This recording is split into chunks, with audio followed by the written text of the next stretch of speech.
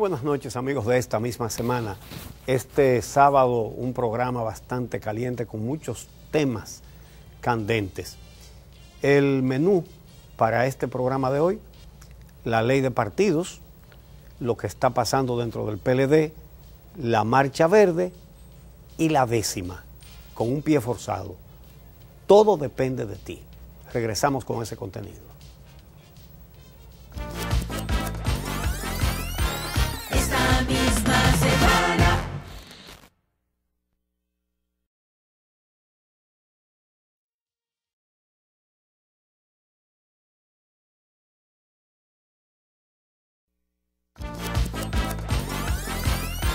Esta misma semana.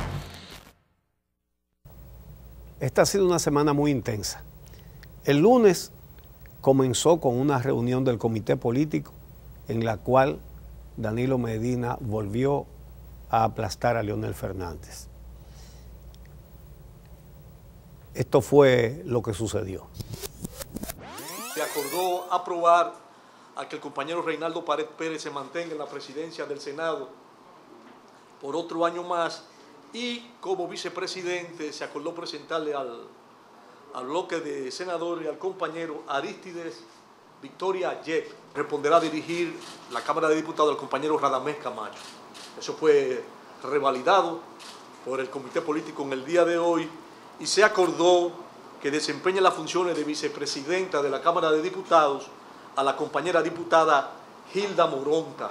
33 de 35 miembros participaron de esta reunión en la Casa Presidencial del Partido Morado, quienes ratificaron la suspensión del secretario general de organización, Félix Bautista, y del director de finanzas, Víctor Díaz Rúa, cercanos hombres del exmandatario Fernández, a quienes se le apartó de sus cargos por la magnitud y gravedad de los hechos de corrupción en los que están siendo involucrados.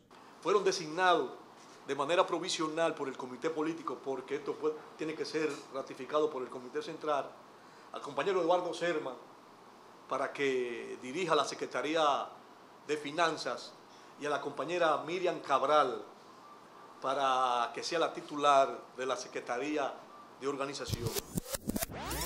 Vamos a ver la magnitud de este golpe. Del comité político salen Félix Bautista y Víctor Díaz Rúa, dos hombres de Leonel Fernández. Y entran Miriam Cabral como secretaria de organización en lugar de Félix Bautista y Eduardo Selman como secretario de finanzas en lugar de Víctor Díaz Rúa. Es decir, salen dos leonelistas y entran dos danilistas. Pero eso no fue lo único. Ustedes saben que había un acuerdo de alternabilidad para presidir las cámaras congresionales. Cuando entraba uno de un grupo, salía otro del otro grupo, en una y otra cámara. Pero ¿qué sucede? Que ahora le tocó salir al leonelista Rubén Maldonado de la Cámara de Diputados, pero en el Senado se quedó como presidente el danilista Reinaldo Pared. Entonces ahora los dos presidentes de Cámara son de Danilo. Esto tiene mucha importancia, ¿verdad? Porque, ¿qué sucede? Esto le asegura a Danilo Medina al menos empate en el Consejo Nacional de la Magistratura, porque ahora tiene a Reinaldo Pared, a Radamés Camacho, que es el danilista que entra a dirigir la Cámara de Diputados, él mismo, el presidente, y el procurador, que también es del presidente. Esos son 4 votos de los 8 que tiene el Consejo Nacional de la Magistratura. Pero los otros 4 son 2 jueces de la Suprema Corte, Mariano Germán y Fran Soto, que los dos son de Leonel, pero uno no sabe hasta qué punto. Los otros 2 son del PRM. Entonces, ¿qué es lo que sucede? Que en el Tribunal Constitucional, a más tardar en diciembre, se va a cambiar de 4 a 6 jueces. Entonces, el Tribunal Constitucional es el escenario donde irían a parar 2 recursos de inconstitucionalidad, 2 probables recursos. Uno de los leonelistas contra la ley de partidos y por lo tanto contra Danilo Medina, y otro recurso constitucional de los danilistas contra la prohibición de postularse que tiene Danilo Medina de acuerdo con la Constitución.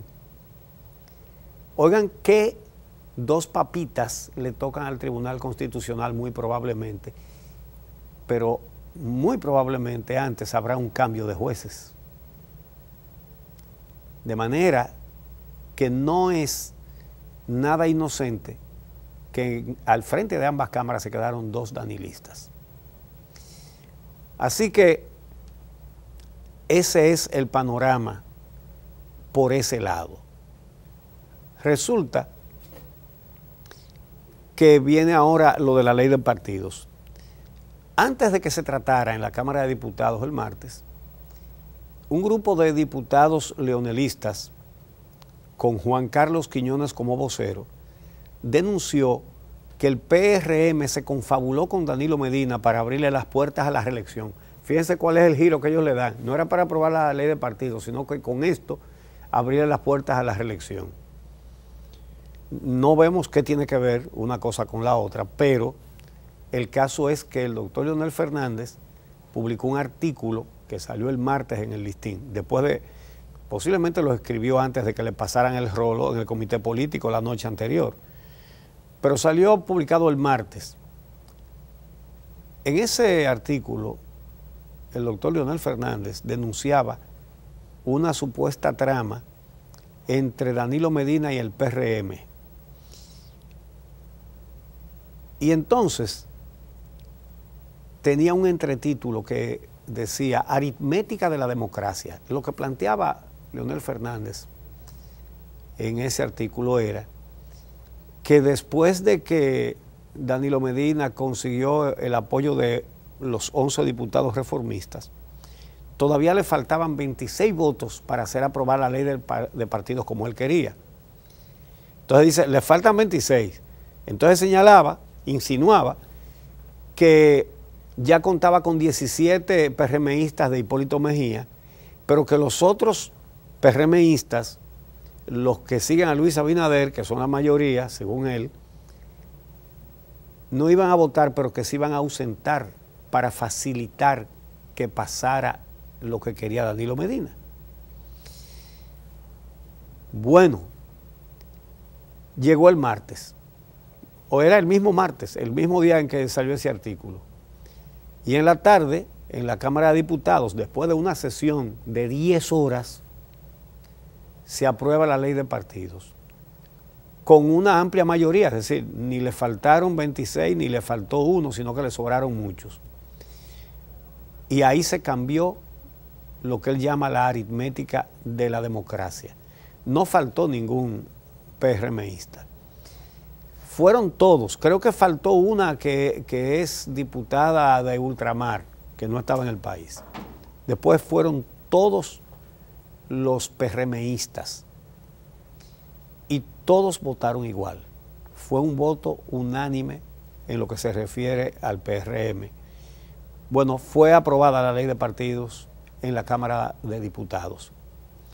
Pero el jueves, entonces, eso fue un segundo golpe consecutivo a Leonel Fernández. Lunes comité político, martes Cámara de Diputados. Entonces el jueves el Senado aprueba la ley. 25 votos a 0.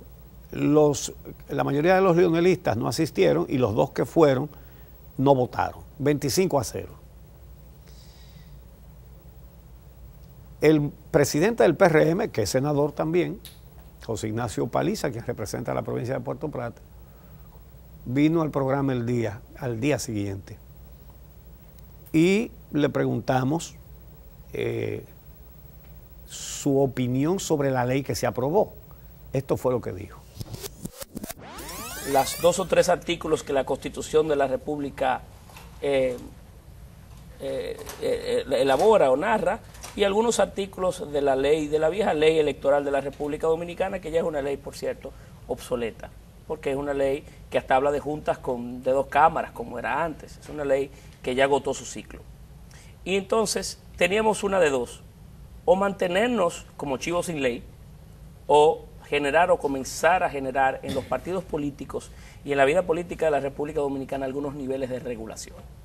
Y nosotros preferimos, aunque esta ley no es la imagen y semejanza de nuestros deseos, aunque esta ley no es el proyecto que nosotros soñamos, es un buen inicio para ir llevando a la política a regularse y para poder facilitar el acceso a otros a que vengan a participar en la política. Solamente logrado esto si nosotros tenemos un sistema regulado y un sistema con normas.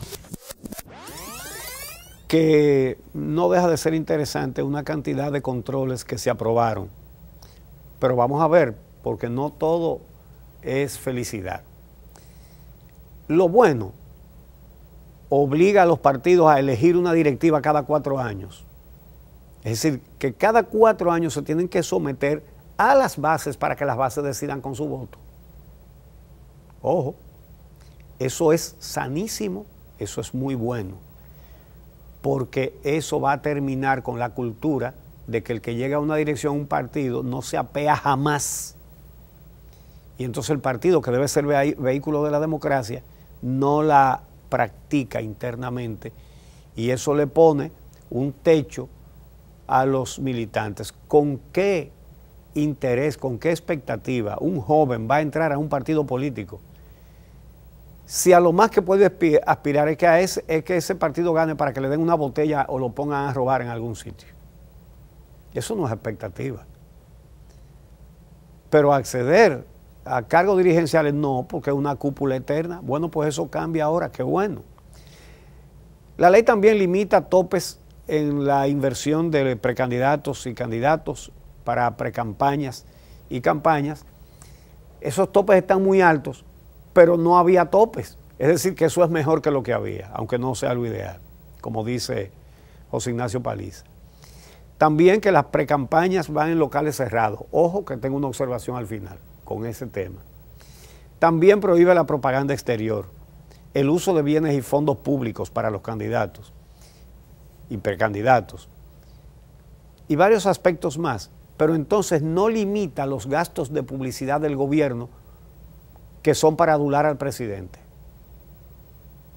Entonces, por ejemplo, ahora mismo, si alguien impugnara toda esta propaganda oficial destacando la figura de Danilo Medina, adulación, culto a la personalidad, él podría decir: no, pero yo no soy candidato. Pero es que resulta que la costumbre es que a última hora sacan unas debajo de la manga y entonces ahora es candidato. Sí, pero tiene 4 años promoviendo su persona. Además, con una publicidad pagada por el contribuyente, pagada por usted, con los impuestos que usted paga. Una campaña de publicidad del gobierno extremadamente costosa e innecesaria. Entonces, pero aparte de todo eso, lo de las limitaciones a las precampañas, sobre todo el hecho de que tienen que ser en locales cerrados, que no se pueden hacer en el exterior, eso se cambió con una maniobra. Ojo, que eso nadie lo computó, nadie tomó nota, pero en el programa El Día Fidel Santana lo reveló. Vamos a escucharlo. Eso está en los documentos que han salido, está el que se obliga a los partidos políticos a campaña interna, pero en el bajo último techo, minuto, sin pintura, sin pero ven acá, eso no se había dicho. Minuto lo que tú estás diciendo aquí no se había dicho. ¿Cómo va a ser? Sí. Pero esto es un tema. Es decir, se aprobó que la precampaña puede ser en la calle, abiertas, donde le dé la gana. Bueno, en el último minuto aprobaron lo contrario. Sí. Sí. Habría que revisar. El presidente había cerrado los debates. Pero se había cerrado los debates. Entonces, prácticamente. Entonces y habían sometido toda la propuesta. Y se habían votado la cosa. Y se había votado incluso el informe. Y de repente aparece con un papelito. Pero faltó esta. El diputado fulano propone que se elimine la parte que dice bajo techo. Los que estén de acuerdo, aprobado. Bueno, pues habría que buscar esa parte. Busque la grabación para que te... Mira, Fidel. Fíjense, no se había declarado concluida la sesión. Simplemente se acabaron las discusiones y todo el mundo se paró y se fue. Y de repente, como una cosa que parece muy bien planeada, dijo, pero mira, aquí hay una cosa que se quedó. Se propone que la campaña, los actos de pre-campaña puedan ser en el exterior. Y los que quedaban ahí, porque muchos se habían parado y se habían dicho, sí, apoyamos. Parece como algo concertado. Bueno, de todas maneras, aunque se hayan anotado esa patica, la facción de Leonel Fernández fue la perdidosa de todas estas cosas. En la institucionalidad también, en diferentes aspectos. Después del comité político el lunes, Cámara de Diputados el martes, entonces Senado el jueves para aprobar la ley de partidos. Pero faltaba un golpe más. Había una costumbre en el PLD, no sé si eso estaba escrito o acordado, pero el uso era que cuando el presidente de una Cámara era de una facción, entonces el vocero era de la otra facción. Por eso Gustavo Sánchez, que es danilista, era el vocero cuando en la presidencia de la Cámara por Rubén Maldonado, que es de Leonel. Pero ahora entra el danilista Radamés Camacho a la Cámara de Diputados y no eligieron a un vocero de Leonel, sino que dejaron al mismo Gustavo Sánchez, de manera que el presidente de la Cámara y el vocero del partido en la Cámara, los dos son danilistas. Una derrota, una semana de derrotas para Leonel Fernández, quien después de tantos golpes se dejó grabar bailando en San Pedro de Macorís como para demostrar que ya él votó el golpe. Veamos.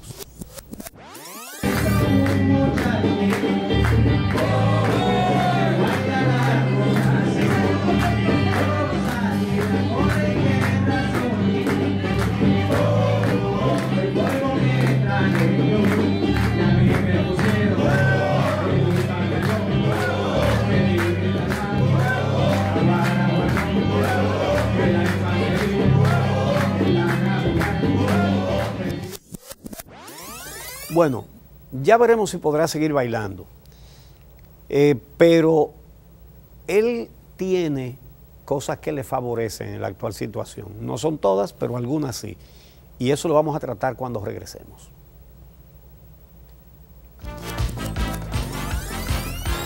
Esta misma semana.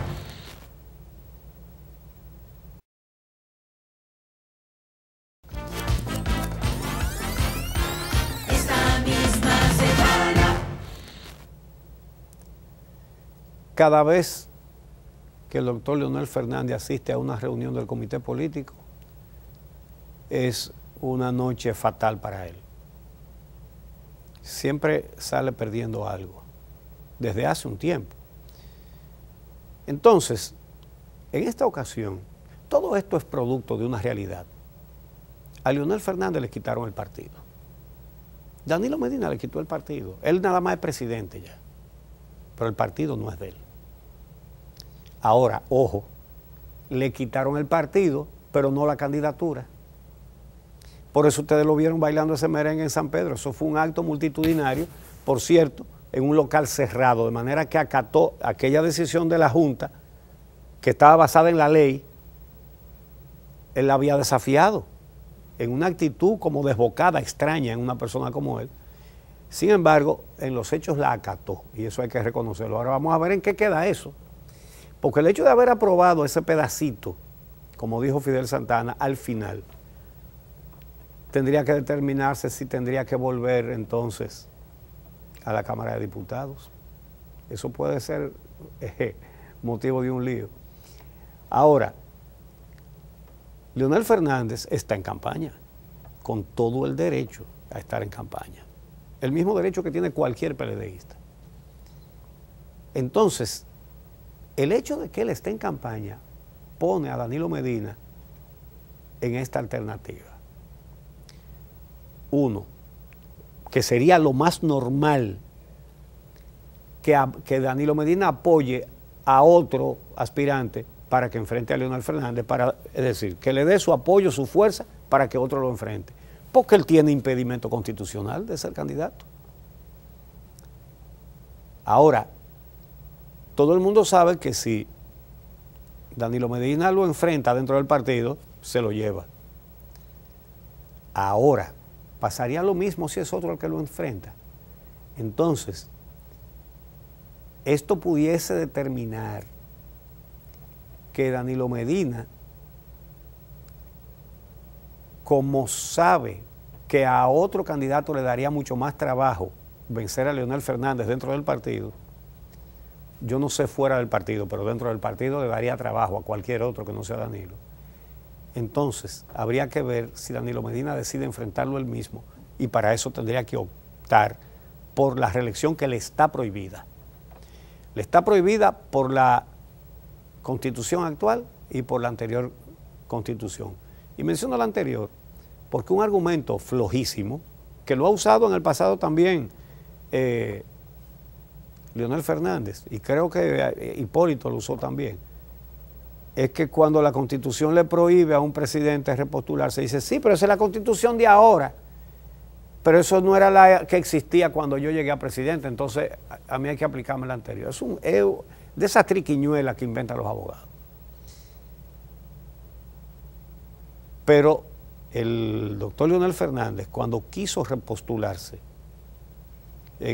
para el 2012, no pudo porque se lo prohibían las dos constituciones, la que estaba vigente y la anterior. Y claro, y porque dentro tenía la oposición de Danilo, que tenía muchos senadores. Y recordemos, cuando se estaba discutiendo la nueva constitución que Leonel Fernández hizo con dos objetivos, quitarse el nunca jamás, que se lo quitó. Y por eso sigue diciendo que va a gobernar hasta el 2044. Y el segundo objetivo era llenar de cuadros políticos la justicia para blindar la corrupción. ¿Verdad? Entonces, resultado, la verdad es que Danilo Medina tiene la Constitución en su contra, pero una Constitución que la hizo él mismo para poderse repostular, pero cada vez que rompen las reglas y reforman la Constitución para repostularse, lo cual ya da pena, entonces siempre dicen que ese es su último periodo para en la próxima volverla a reformar. Pero realmente él está en una trampa, en la mismita trampa que estuvo Leonel Fernández en el 2012, que tuvo que apoyarlo a él. Porque no se podía arriesgar a que un partido de la oposición ganara, porque eso lo ponía en peligro a él mismo y a su gente. Entonces, ¿qué va a hacer Danilo Medina? Yo creo que ya no hay mucha interrogante.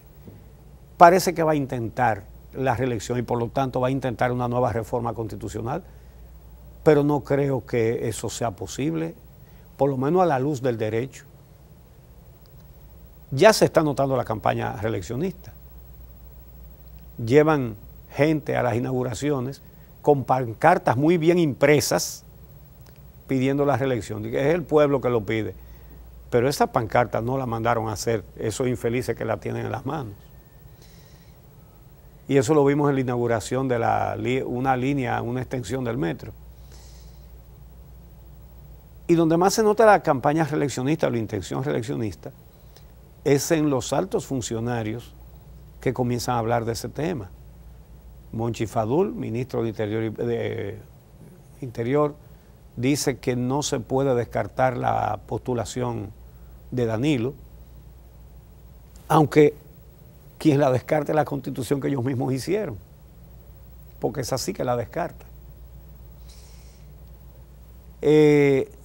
Dicen que Danilo Medina es una víctima de discriminación porque el único dominicano que tiene impedimento de ser elegido presidente es él, pero él es el presidente 2 veces. No hay ninguna discriminación contra él. Al contrario, él pretende ser el único. Entonces, una discriminación contra todo el resto de los dominicanos, contra 11 millones de gente. Porque un presidente candidateándose no pierde como se hacen las elecciones en este país. Pero ese argumento es falso. No es verdad que nadie tiene derecho a quedarse siendo presidente.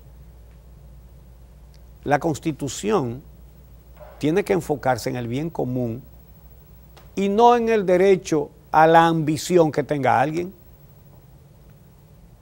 La Constitución no puede hacerse para un individuo, es para la sociedad. Entonces Francisco Javier también dice lo mismo, y el que llegó al paroxismo fue Lidio Cadet. Ese dijo que serán Dios y el cosmos los que van a volver a elegir a Danilo Medina. Eso deja un interrogante. Entonces no será el voto popular. No será el voto de cada ciudadano el que lo va a hacer presidente otra vez. Dios y el cosmos.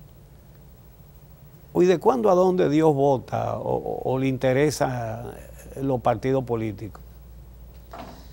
Dios sí se podría condoler del pueblo dominicano y crear las condiciones para que no solamente el partido de gobierno, para que todos estos partidos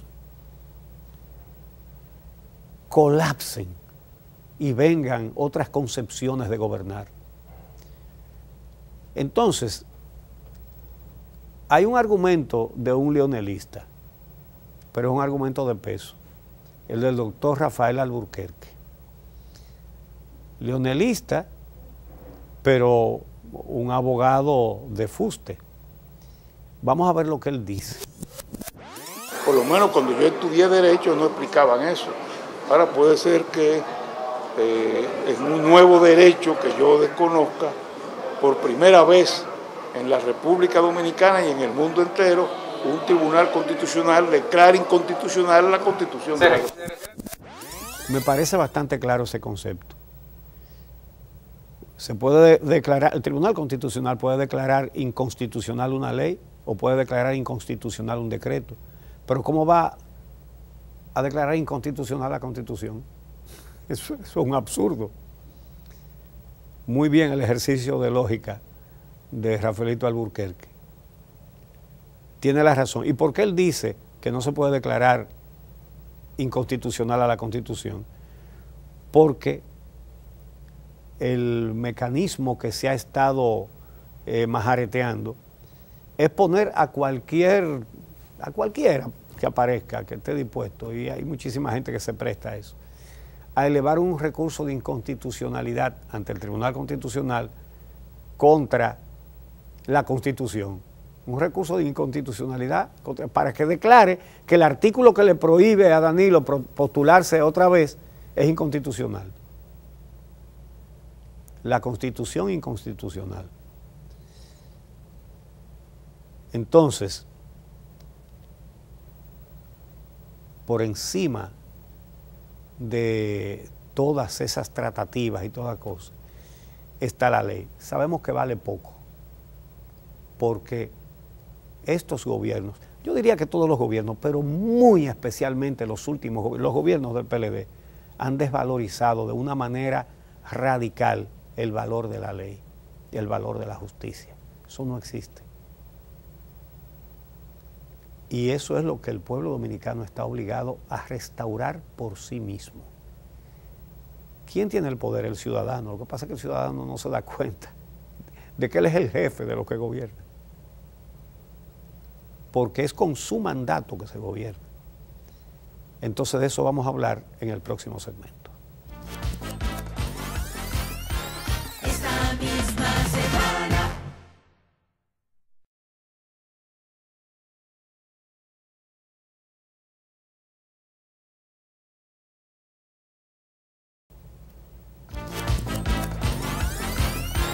Esta misma semana.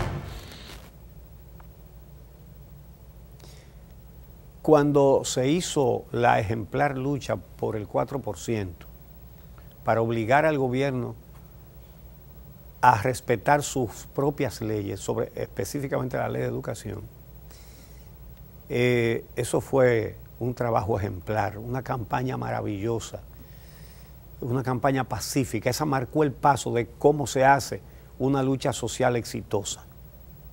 Solo con la fuerza de la razón. Lo que pasa es que la razón hay que aprendérsela y saberla explicar. Y así fue como se convenció a la gente. Y un detalle, un distintivo de esa lucha fue que al coincidir con un proceso electoral en el 2012, entonces se emitió un documento señalando la necesidad de que se respetara esa ley y se acudió a donde todos los candidatos, uno por uno, y se le dijo que si se comprometían con el cumplimiento de la ley. Señores, eso tiene más poder que un cañonazo con el cañón más grande que se haya inventado. Eso tiene más poder que la bomba nuclear más terrible. En un proceso electoral, preguntarle a un candidato, ¿usted se compromete con que se cumpla la ley de educación? ¿Usted se imagina que diga, no, yo eso no lo voy a cumplir? Se hunde ahí mismo. Entonces, en esta oportunidad hay que hacer lo mismo con el fin de la impunidad, con la justicia independiente. Se tiene que elaborar una fórmula de restablecer la independencia de la justicia, y eso no hay que romperse la cabeza. Una reforma constitucional que se debería hacer antes de las elecciones. Lo que pasa es que parece que el gobierno entiende que si no controla a todos los jueces y todos los fiscales, puede caer. Y quizás no deja de tener razón. Ahora, decir específicamente cómo se va a blindar la justicia esta vez para que sea independiente, es decir, blindar la independencia de la justicia. Y preguntar a cada candidato si se compromete con eso o no. Ya sabemos que si el presidente se postula otra vez, que esa parece ser su intención, él hizo una campaña entera sin abrir la boca, posiblemente por recomendación de su asesor Joao Santana. Pero son otras las condiciones que hay ahora. El escenario es muy diferente y el estado de la opinión pública es muy diferente, después de ver todo lo que se ha visto. Entonces, por encima de la coyuntura electoral, hay una sociedad que hace cada vez más conciencia para luchar por la justicia independiente y por el fin de la impunidad. Entonces, en el próximo proceso, todos los precandidatos y candidatos tienen que definir su posición sobre el blindaje de la independencia judicial. Y una consigna, que nadie vote por el que no hable claro. Y el objetivo es muy específico y muy claro también. Ni jueces militantes o exmilitantes, ni fiscales ni procuradores militantes o exmilitantes políticos. Absolutamente garantía de jueces y procuradores independientes. Mañana hay una marcha. Mañana es la Marcha Verde, la Gran Marcha Verde, que por cierto será transmitida por Telenoticias en este canal. Lo ideal no es que la veamos por televisión, lo ideal es que salgamos en televisión, lo ideal es que participemos en la marcha, que vayamos, porque es tan fácil cumplir con nuestro deber patriótico, con nuestra responsabilidad ciudadana y estar presente para decir, demandamos justicia independiente para el fin de la impunidad. Tenemos derecho a una sociedad con una justicia confiable. Es un derecho que tiene cada uno de los dominicanos. Porque además, donde no hay justicia para una cosa, termina no habiendo justicia para nada. Por eso ustedes ven que a tantas personas las han despojado de legítimas propiedades. gente que tiene una casa, un local comercial que es suyo, que lo compró y que tiene su título, llegan de repente y lo desalojan con otro título. Obviamente falso, pero la falsedad no está en que lo imprimieron en una imprenta clandestina. No, con un título que sale de los tribunales de tierra, nada menos, y de registro de título y todo eso, con el papel de seguridad de los títulos y todo. ¿Cuántas personas están siendo despojadas de sus propiedades? Es decir, no se puede vivir en una sociedad donde la justicia no es confiable, no se puede. Tenemos que matarnos todos uno con otro. Entonces eso tiene que cesar. Y puesto que los que están en el poder, los que están dispuestos a lo contrario, y eso es lo que están haciendo ahora, barriendo las pocas fiscales independientes que había, porque es un gobierno tan débil que él mismo entiende que no puede respirar un minuto mientras quede algún fiscal independiente por ahí. Entonces, la responsabilidad es nuestra, que lo vamos a dejar, que sigan haciendo lo que están haciendo y que sigan disfrutando de impunidad, lo cual es un estímulo para que roben mucho más de lo que han robado. Entonces, tenemos que ir a caminar. Oigan qué sacrificio tan grande. Antes los sacrificios era dar la vida. Hoy día el sacrificio es ir a caminar. Además, con toda la seguridad. Miren, por ejemplo, la reunión de la policía y los organizadores de la Marcha Verde. Qué bueno, bien hecho por las dos partes. Porque la policía tiene la responsabilidad de mantener el orden. Y los organizadores de la Marcha Verde lo que quieren es el orden. Y lo han demostrado con sus hechos en cada ocasión. Bueno, pues los intereses son coincidentes. Pues muy bien, muy bien. Y los que participen en la Marcha Verde, cuando vean a los agentes policiales que nos están cuidando, sonríanles, salúdenlos y díganles que ellos también tienen derecho a mejores sueldos, a sueldos más decentes para hacer su delicado trabajo. Hay gente que no entiende. En una Marcha Verde había un grupito, dice, voceándole a los policías, de que Policía Nacional, banda criminal, y una persona le dijo, ustedes se están volviendo locos. Ellos están dando palos, están tirando tiros, están escogiendo gente presa. Y sugirió, díganle mejor salario para la policía. Y de repente, como por magia, comenzaron a vocearle, mejor salario para la policía. Óyeme, entendieron que a veces a la gente no se le explica. Entonces, mañana, esto debe ser una celebración de la responsabilidad de cada ciudadano dominicano. Para cumplir con la patria, no hay que ir a ninguna guerra. Lo que hay que ir es a una marcha cívica. Y por eso volveremos a ver allí a familias enteras con bebés en cochecitos y en brazos, con personas de muy avanzada edad, con personas que tienen limitaciones físicas. Usted verá gente con muleta, en silla de ruedas, en fin, monjas, sacerdotes, pastores. Todo eso lo veremos mañana.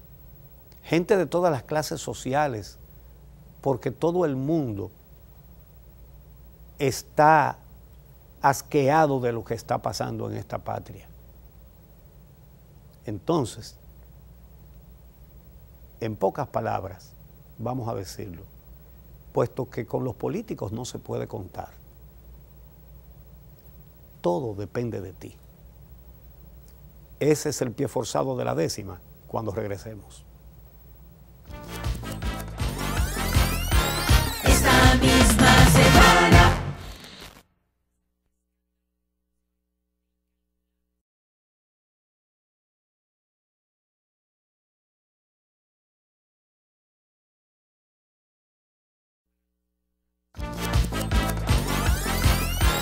Esta misma semana.